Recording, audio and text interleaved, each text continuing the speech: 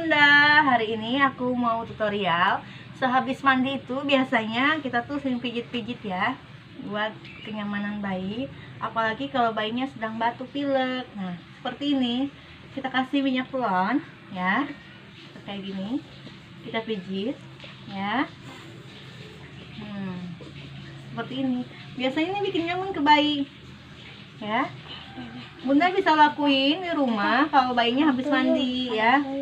Nih, kalau bayinya masih batuk pilek, biasanya kita gunain ini, Vicks ya. Nih, Vicks ini bisa dibeli di Indomaret, Alfamart atau apotik ya. Nih, seperti ini ya. Kita kasih di bagian ininya, bagian apa sih namanya? Balikan. Bukan. Ya.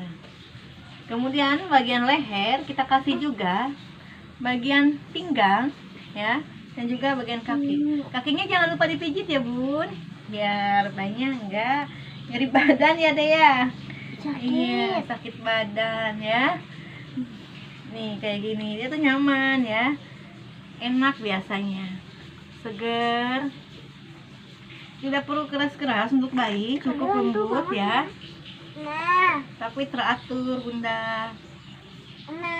Iya, dia tuh riwayat anak saya itu asma ya, jadi kalau kena dingin suka alergi seperti itu. Jadi saya setiap hari menggunakan ini agar alerginya hilang. Coba perutnya sayang, perutnya perutnya tuh ya Bunda, perutnya kasih minyak dulu, kita pijat-pijat lagi kayak gini ya. Nah, ini bisa menghilangkan batuk ya Bun. Nih ya, sembuh ya batuknya ya.